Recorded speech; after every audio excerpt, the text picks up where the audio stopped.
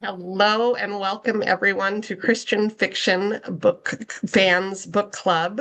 We are here with author Cheryl Grey Bostrom. I should have asked you first how to say it, but getting it right. And so let me tell you a little bit about Cheryl, and then we'll start asking her some questions.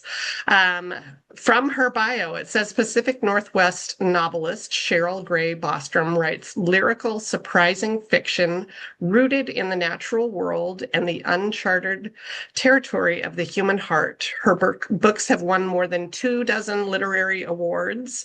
Her short form work appears in literary and scientific publications, and her Substack newsletter, Birds in the Hand, draws readers worldwide. An avid birder and nature photographer, I bet you couldn't have guessed that from reading this book at all.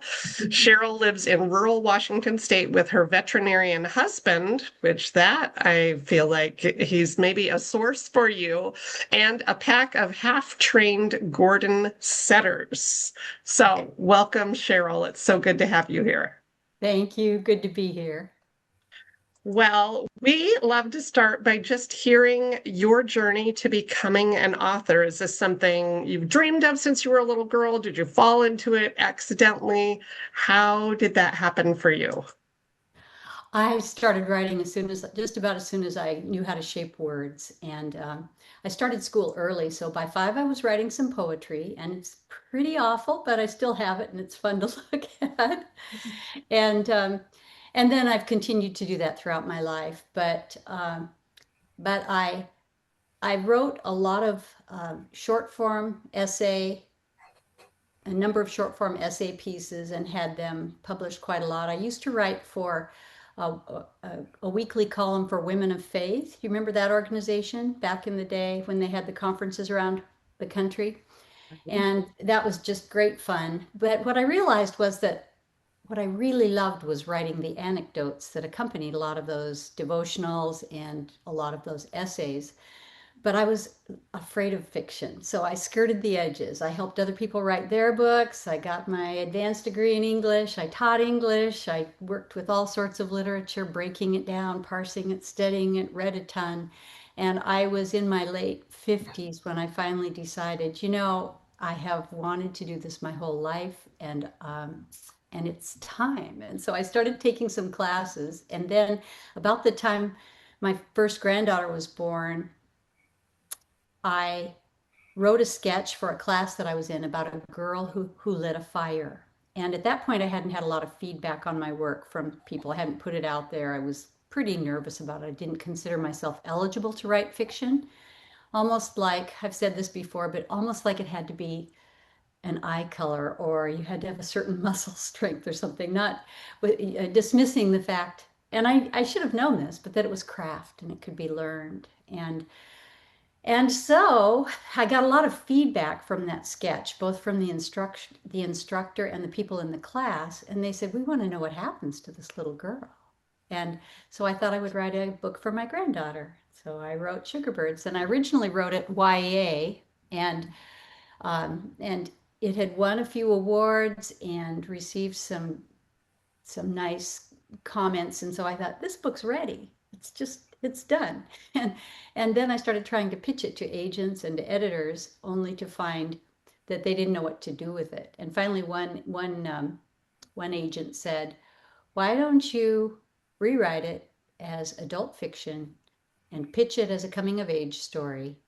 And so I worked with a couple of marvelous editors who taught me a tremendous amount that I didn't know. And then I took it back to the market, and it took off. And so that's kind of how it started. But now the bug has bitten, and I just love this fiction writing business. I've since written two more stories, Leaning on Air and What the River Keeps, and they've been beautifully received. Tyndale picked up Sugar Birds in the middle of its run and bought that book, and then offered me a contract for two more. So then the other two books came out of that, and now I'm working on a fourth. So Sugarbirds, then did you originally self-publish that or I hybrid published it. okay. Yeah, Yeah. and that was a good call. I just Because I just learned so much. Yeah. But at the end of that process, I realized that I wanted to return to traditional publishing. I had published two books in my 40s that were nonfiction. One was called The View from Goose Ridge, which was based on my column, my Women of Faith column, and the other one was a book called Children at Promise. And it was 9 principles for helping kids thrive in an at-risk world. And I wrote it with a friend who was doing his doctoral research on the perceived benefits of adversity for children. And he came at the book from the standpoint of somebody who was a child of privilege, and I came from it as someone who had been a child at risk. And so, as we talked about the value of adversity in our lives, as someone came alongside of us with that, as an adult, as adults came alongside of us, most importantly, as Jesus Christ influenced our lives, um, then we were able to see God do what He does in the lives of children, and so so those two books were first. Yeah. That's really interesting. We have a similar path where I wrote a nonfiction book and I was afraid to write fiction also before. I was like, oh no, it's a different ballgame. I know how to write nonfiction, but I don't think I can write fiction. But um, yeah, It's fun God can do though. amazing things. Yeah, and it is really fun. And I think what surprised me the most was how you can lay out your story, and people lay out their stories to different degrees. Some plot very extensively, some do hybrid plotting, pantsing, others just give their characters free rein and see where it takes them. But I always like to know where my character begins and where my character ends. And this new book that I'm writing is historical. I'm moving from contemporary into historical on this work. But what surprised me was how the characters, as you get to know them, they take on a life of their own. And you can try to send them in one direction, but if they're dead set against it, they won't do it. They just won't do it. Yeah, And so you become more of a scribe. And I have come very much to believe that voices are imparted to us.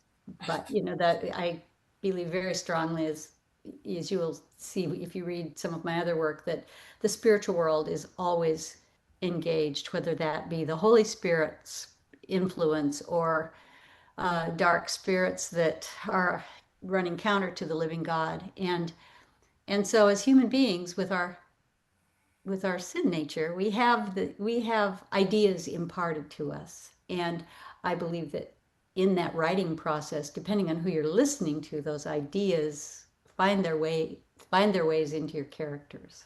Does that make yeah. sense?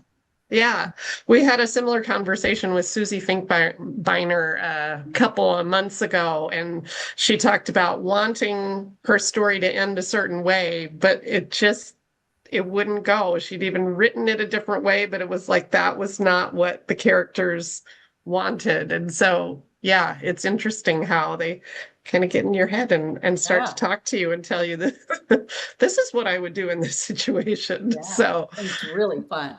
yeah, yeah, it's so fascinating. So, your bio says that you're a birder and a nature photographer, and you're married to a veterinarian. And we obviously see this love of nature in your writing. So, tell us a little bit about how that influences your writing. We talk about bird rescues and rehabilitating birds, and there's also a real vivid picture of bird skeletons and decomposition. Like, do you have firsthand knowledge of this? Did you just research the heck out of it? Ask your husband how did all these little scientific details come to be?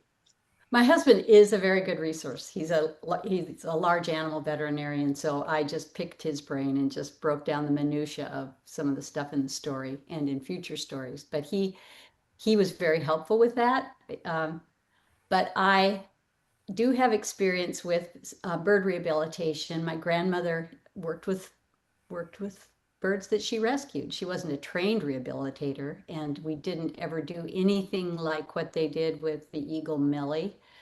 But I have enough experience handling raptors and different kinds of birds that I was very comfortable writing it. But of course, research helps.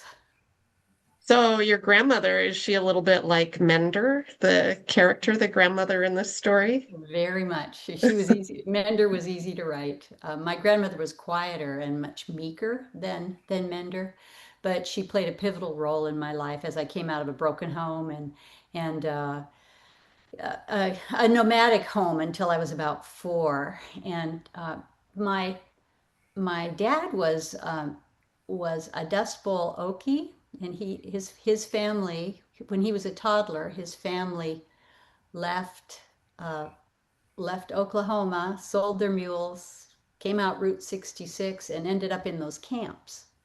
The same Four Winds, Grapes of Wrath type camps, and then found his way to our home where he met and married my mother. But I and my siblings, I have 4 younger siblings, but we believe that he was severely traumatized through that time. And then he set his life with my mom up to duplicate that pattern, that nomadic pattern up and down the coast. So when I was 4, my grandparents came and got me out of a rental home in California that had one horsehair couch.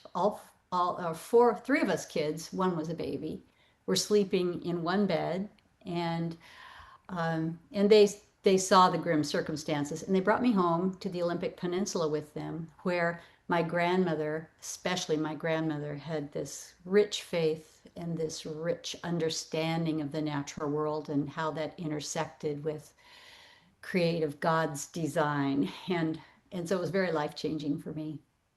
Wow. So you mentioned having written a nonfiction book about at-risk teens and children and you now you're mentioning that you were maybe a little bit at risk being taken from your home, and I was really curious about, you've got these two girls in this story who both have a difficult relationship with their mothers especially, but their parents in general, and are running away.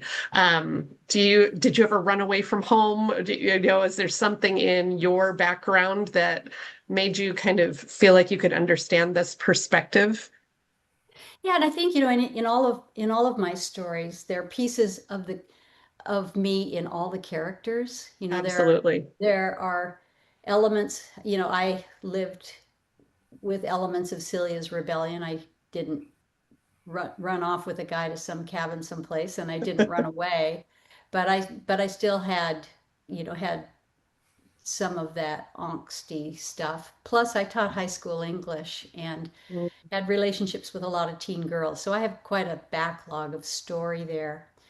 Um, but by nature, I would say that I am a runner. I run from I Before the living God got hold of me, it was my bent to run to the next shiny thing to escape pain rather than deal with it. But before I started writing fiction, I'd gone through a couple of deep griefs, losing some people. And again, that old pattern resurfaced, and I just made myself as busy as I could until one day my husband just said, "What are we doing?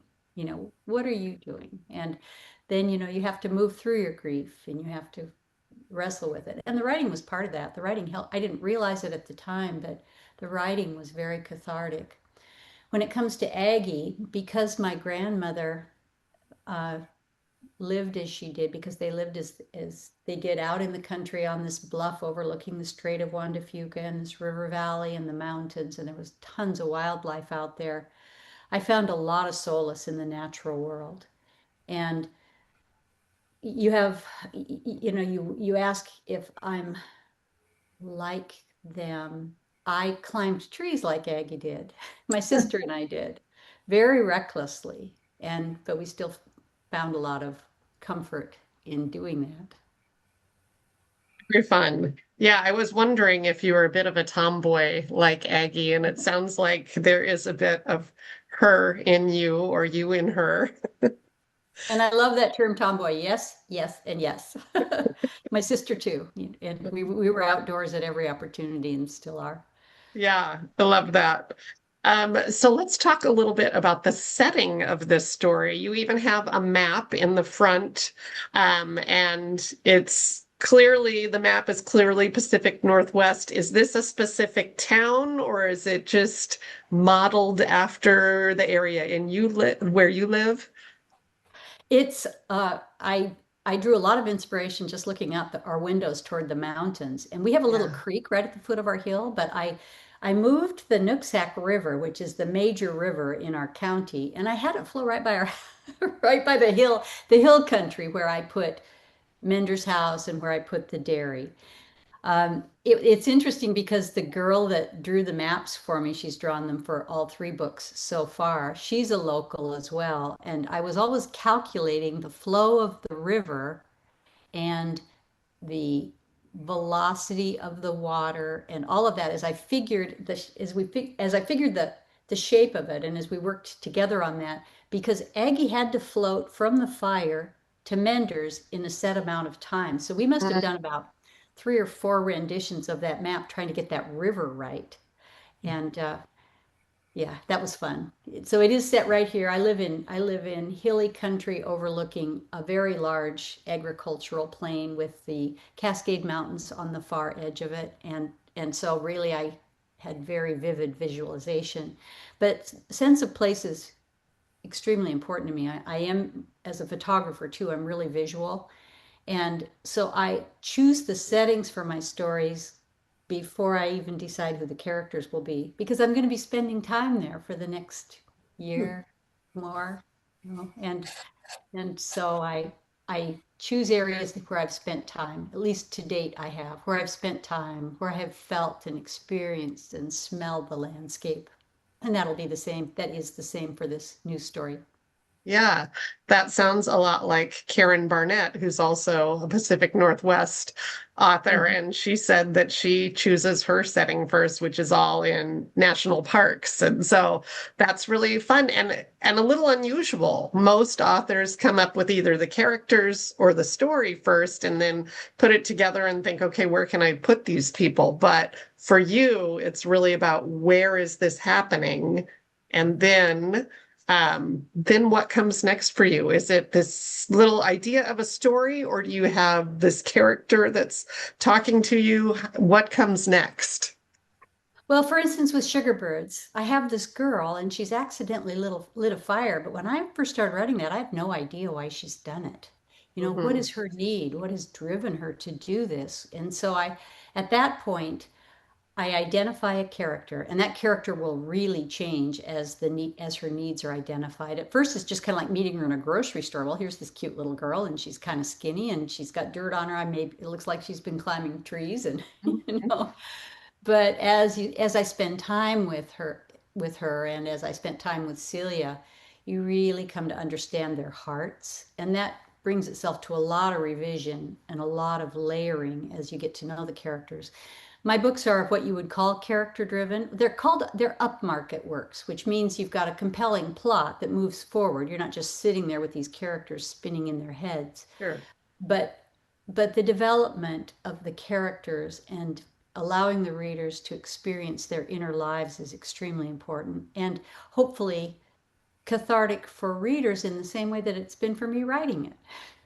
I think so. I think so. It was a really fascinating thing to read. So we also like to ask, truth is sometimes stranger than fiction. Were there any scenes or characters or things, we talked a little bit about the characters, but that were inspired by real life? That's something you observed or something that happened to you?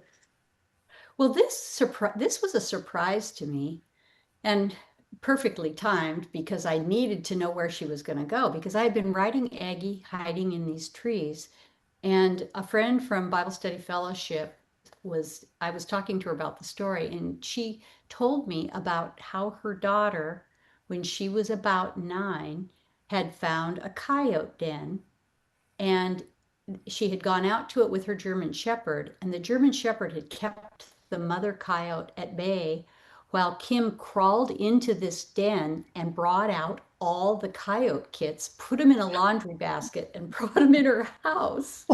And so wildlife services ended up getting involved. This poor mother lost her litter. The dog kept her at bay. But to pick this girl's brain about what was it like in there and how did you fit in there and where did this nest, because they're notoriously hard to find. Those dens are pretty well camouflaged. If you know what you're looking for, you can find them, but you have to search pretty hard. And so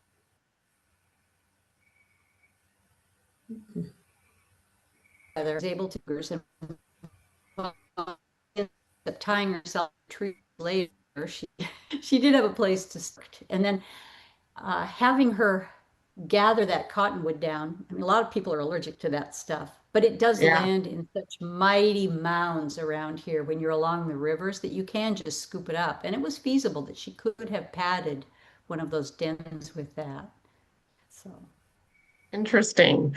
And so let's go back to the beginning. You said you were starting to write kind of this short story or YA story about a girl lighting a fire. What prompted that? Because that's really the catalyst for this whole story. I really don't know. The idea just came to me. Just came to you. Yeah. If I think I think one of the problems in the class was a fire. And lots of times these instructors will say, give me a sketch that involves a fire. And so Okay, then I'm yeah, thinking, okay, so how do you tie a very visceral, very human experience to a fire in the ways that I like to do? I want to be in the natural world. yeah.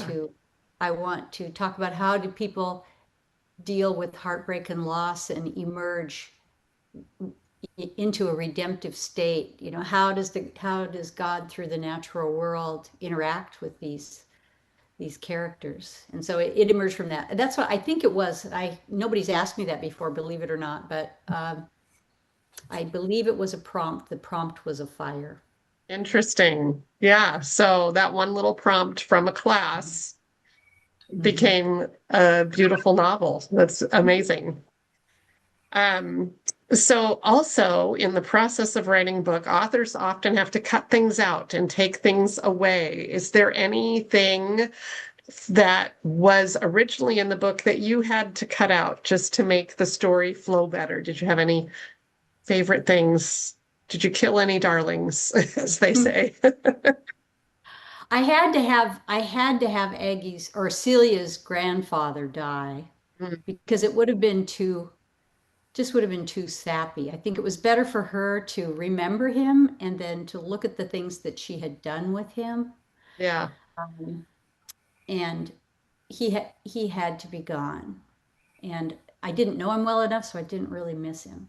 I had what he had done for her. Right. Uh, Also, early when Aggie goes into the woods, I worked with one editor who was relentless me with on this. I get so into the nature stuff. It's really my jam. I really love it. But she said there's just too much. You're going to lose them. That whole pacing and that soggy middle in Yeah. the story is the real deal. And so I just gulped and chopped.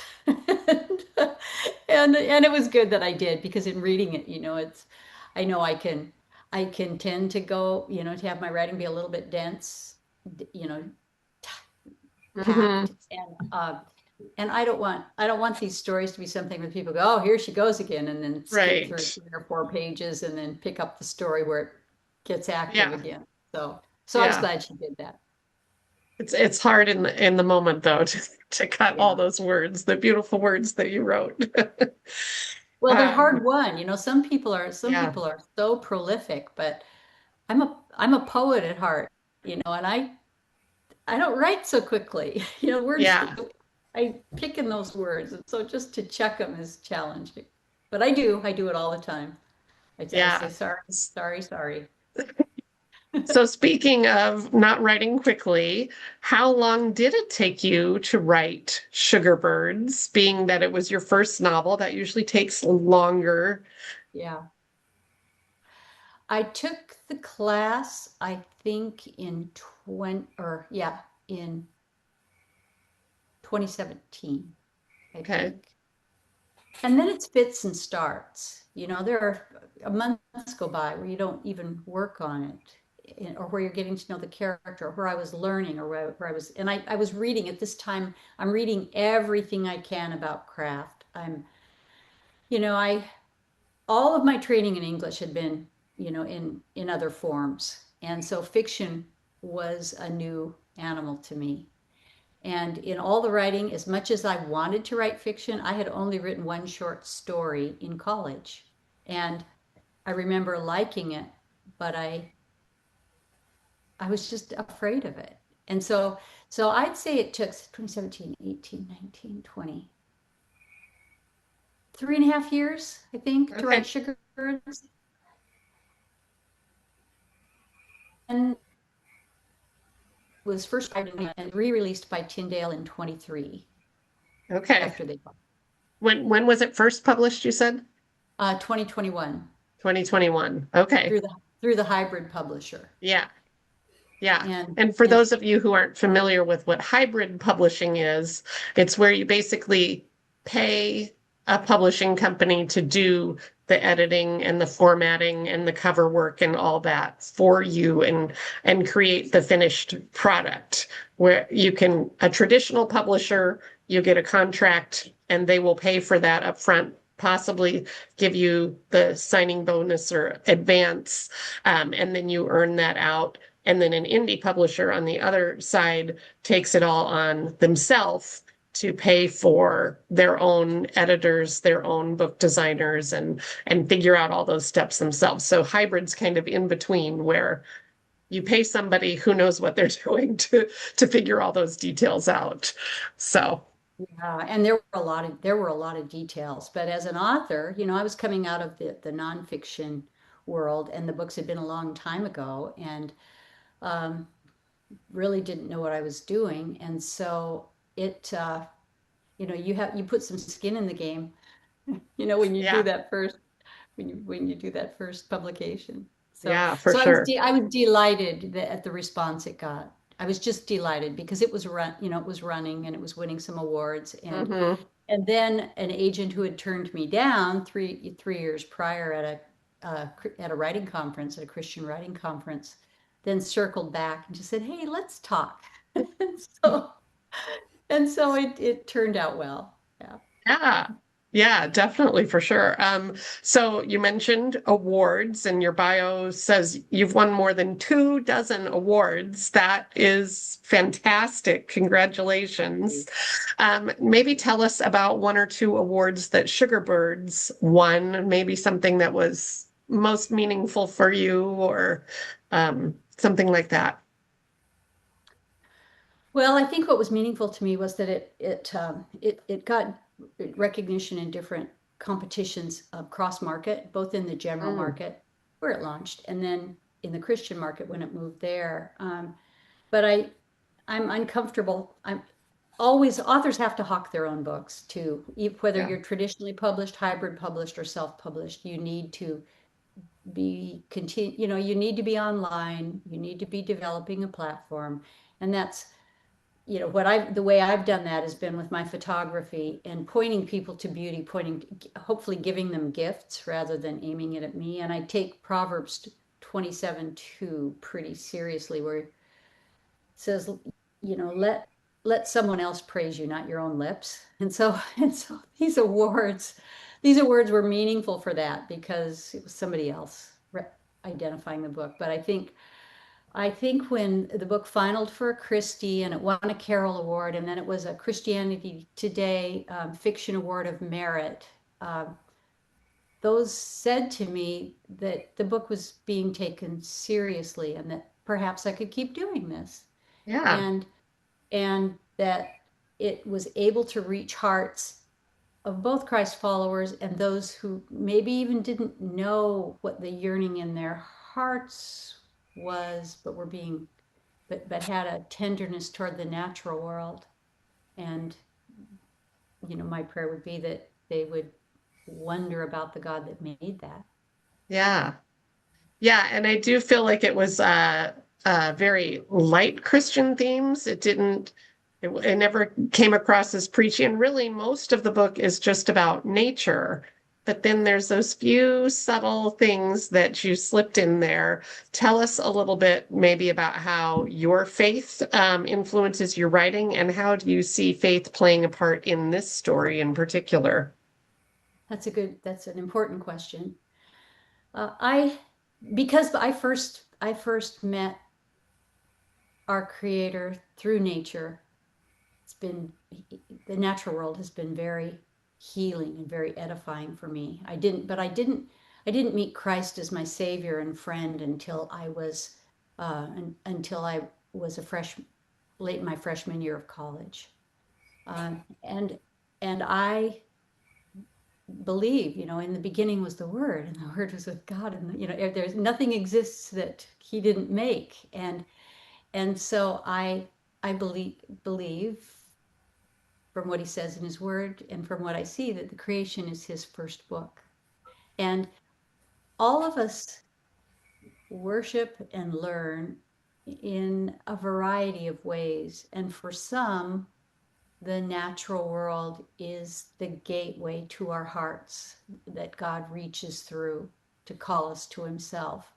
And I'm not a preacher. My books aren't meant uh, to be full-fledged exegetical instruction in the Word of God, but to the extent that that readers can experience the love in them and feel the call to who is behind all this, then that's very thrilling to me. Yeah. And I loved in this story that Aggie and Celia have both had adults in their lives that have pointed them to God, but they're maybe questioning it a little bit because of what life is bringing them right now. How could there be a God that loves me when things are not going so good? And I don't know if you want to speak to that at all, or have you? I think we've all felt that in our lives. Mm-hmm. There's a verse that I love that calls us to work out our salvation with fear and trembling, you Hmm. know, and we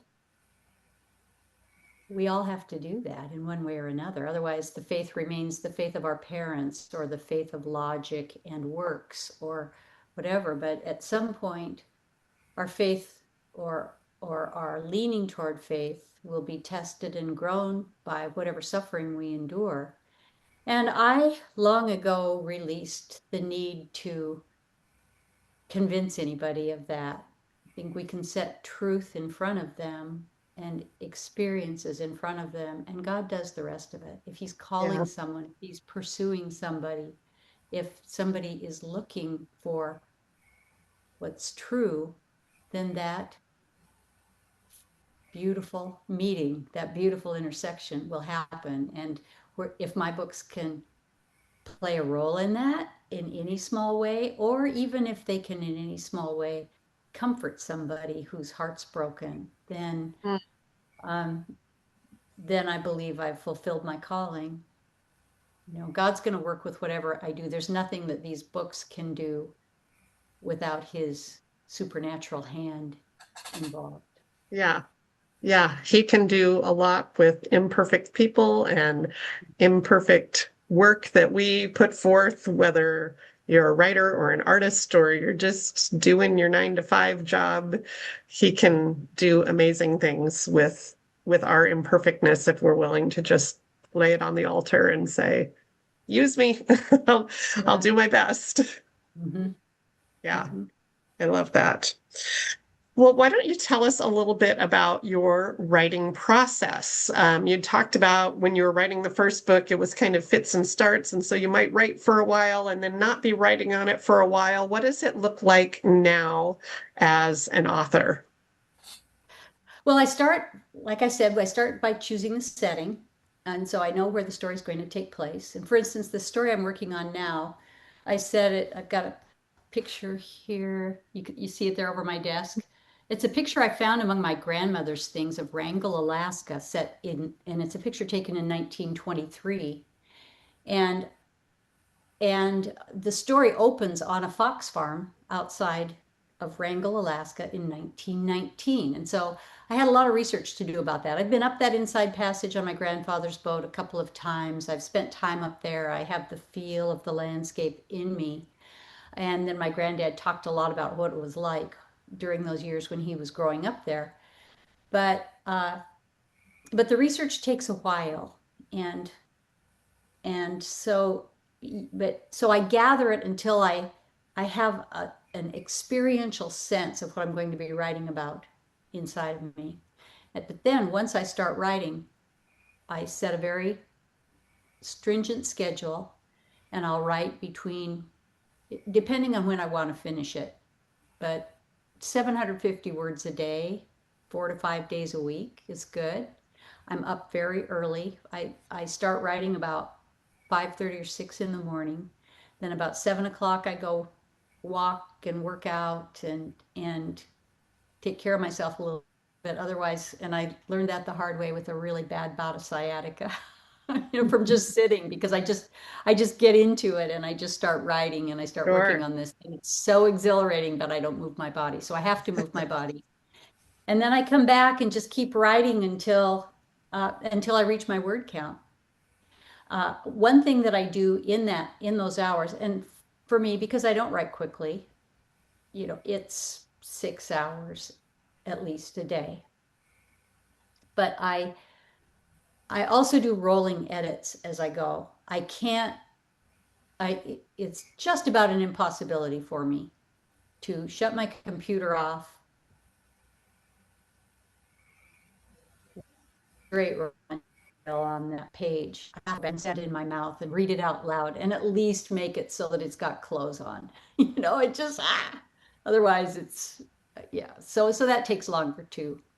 And then once I finish it, I will shut her all down and I will not look at it for 2 to 3 weeks. And then I come back and just start working through first at the developmental level, see if the pacing's right. I like the Save the Cat model. I don't know if you've ever Yes. heard of that, but I like Yep. that model. It works for me. It works in my head. And so I can visualize what's happening. And so I see how much it adheres to that. There it is. Yeah. And it's good.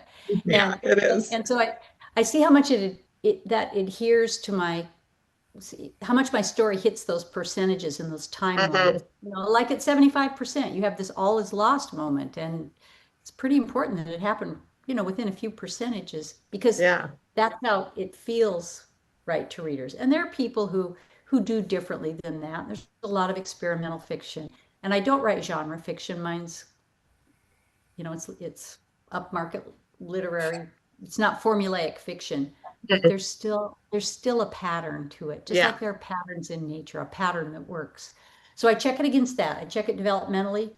Then I go through paragraph by paragraph. Then I go through line by line, and then I go through word by word, and then I check punctuation, and there are some programs that can help with all that now Sure. too. But I still don't want to leave it in the hands of those programs. I need to lay eyes on it. Yeah. And so, and that will take several more weeks to go through before I consider it ready to submit to beta readers, and then it goes to beta readers, and then hopefully I can turn it in. Yeah. So now you are under contract. So then when you turn it over to the publishing house, they will have editors that will go through it too. How long do they keep the book? And then how long does it take you to go through their edits when you get it back?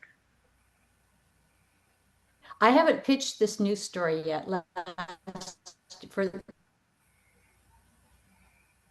our family had some real serious issues, and I didn't want to be under a contract should they need me. And so I didn't I didn't pitch it, but once it is accepted, let's say that I had a deadline for my last two books. I had a deadline of January 3rd, and that book doesn't come out. The book comes back to me multiple times. First, I have my acquisitions editors go through it, and then they come back with their editorial comments, and then I will work with that. And those are largely big picture items. I'll work with that, and then I turn it in. And at that point, if they accept it, then they consider the contract for that book fulfilled. Then it goes to the in-house editor, and the in-house editor starts the process of going through it. And oh, at Tyndale, I love my editor, Sarah Reich. Oh, so good. And she doesn't rewrite it for you. She doesn't Right. tell you what to write, but she comes back with these questions. She'll say, "So, do you think this could be this? Or what about this or this?" And of course, she just sets your mind buzzing. You're just going Yeah. crazy because you're thinking, what about that? And and it's just a really wonderful process. I love working with editors. So some authors love the writing process and some prefer the editing. Which one are you? Uh, I like the writing. I like the creativity. I like listening to the characters. The part that I like the research. The part that's hardest for me is writing those characters, say for the first 5 to 7,000 words, maybe 10,000 words, when I'm still going deep with them. And I don't really have a clear, they're hiding things from me at that point. I don't know all their motives yet. They haven't trusted me enough, and I Yeah, haven't spent enough time with them to really know what's driving them in addition to what I saw at first, because there's always something. And right. so that's very labor intensive for me. It's very challenging. But once that's done, then I'm on it and it's fun. Yeah, good. Very fun. Well, let's talk a little bit about the other books that have come since Sugarbirds. I know at least one of them has a little bit of a relation to Mhm, Sugarbirds. mhm. Yeah. So tell us about the other two books you've got out. Can you see, is this coming in backwards on your screen? No, it's fine. It's perfect. Okay. Okay, it's called Leaning on Air, and it opens 12 years after Sugarbirds closes. And at this point, and again, I had a really good resource, but Burnaby is an equine surgeon at a university in Eastern Washington in a country that's called the Palouse. And this country has some of the deepest topsoil in the world. It's wheat country, and these hills are huge rolling hills on the banks of the Snake River. It's very dramatic country. And I was a newlywed there, going to graduate school and teaching at a little high school in one of those towns about 20 minutes from the university when my husband and I were first married. And so some of our early years are there. And when my husband read the manuscript, he says, "Oh, this is a lot about us, isn't it?" I said, "Well, no, it's not. You're not autistic, but he is a scientist." And so a lot of the things that Burnaby thinks and the way Burnaby processes are unique and beautiful, like the way my husband thinks. And the guy has just fascinated me through many decades of marriage, and I just am crazy about him. But in this story, Burnaby is autistic, and he can't be surprised by touch. And Celia, as you remember her from Sugarbirds, is very passionate. She's very, very touchy, very spontaneous. And so when they experience a loss that just riddles them, it throws them, it fractures them for a while. And so it takes them deep into the Palouse and deep into this wild prairie and this country with a mystery that is kind of the ticking clock in the story, and it's quite troubling. But as they heal this relationship, their intersection with the natural world and with each other, and their experience of intimacy that combines science, quantum physics, autism, um, and the beauty of nature is I've been told that it's very unique and that it's very tender and that you should have handkerchiefs because you'll need them. And so those are the best sort of reviews that I get. I mean, I love it Yeah, when people say, "I just cried, but I loved yeah. it. Give me more. I'm crying." So it's funny because they're really different characters, and Burnaby is one of a kind, and Celia is Celia. She's been off on you know, she's jaundiced with life. She's gone through a string of boyfriends. Her life is not my life, but her personality is probably similar to mine. And so they're unique. But what I try to do with my characters is have people everywhere that and I get people who say, so her or him or what, and leaving on air. And then the next book is set 7 miles from where I grew up on the Elwha River on the Olympic Peninsula. And it's the story of these 200-year-old dams in the national park, Olympic National Park, that came down. And the dams were built in 1910 and 1914 by an entrepreneur who built them without fish ladders. And there were 100-pound salmon on this river. And there was a tribe at its mouth that was decimated. And so my biologist, Hildy Nybo, comes in to work on um, this reclamation process, but she also has some very dark, painful history that she doesn't understand. And so she starts, as these dams come down, she starts to unfold her life too. And she meets a guy, of course, and he has been through his own um, life-changing experience, but it has made him very patient with her and very aware that there's something under the surface that needs to heal. And I got the chance to work with tribal members, and that was very, very cool. And this tribe took this river all the way to Congress, and so they tore these dams down. And the dams are a backstory. The story itself is about a forgiveness of the deepest sort that we can't accomplish on our own. And Yeah. it's very redemptive. So I love that story.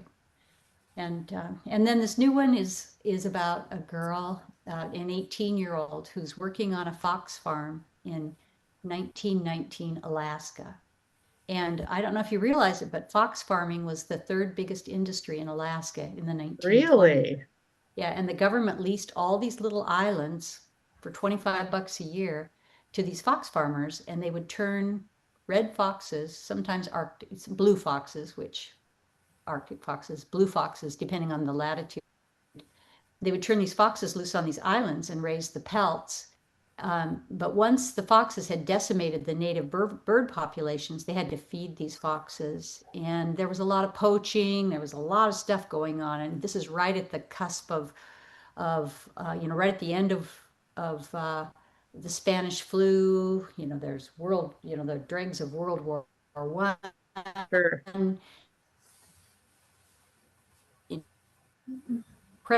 This first so there's a tragic event, and this girl escapes this fox farm with two fox kits in a crate and heads south on a steamship, and the stuff she does with those foxes and the life she sets up while she's being pursued for this accident as if it were a crime keeps the tension. But you get history you won't ever have heard. I mean, even locals, when I'm telling this, they go, "What? That really happened? That's here?" And I go, "Yes, it is." so Good so that's research. Um, and I like to open it up for a minute. Does anybody else on the call have a question or comment? You can unmute yourself or you can put it in the chat before we end today. Jennifer? So what are you currently reading, I Cheryl? am Kurt.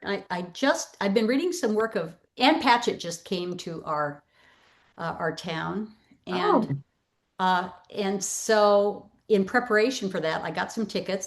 They were gone like in about 10 minutes. Our library brought her in, and and she is just a brilliant. Her characterization is brilliant. Have you guys read any Ann Patchett?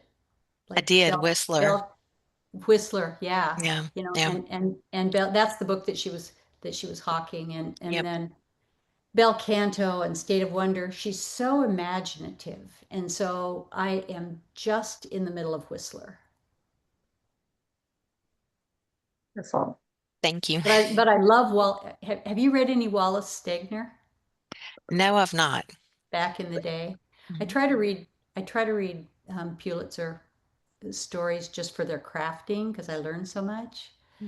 Um, and then books like Karen Barnett's books, which are all Yeah, Pacific Northwest books, or Yeah. or Melanie Dobson's books, and just so a wide variety. I read widely.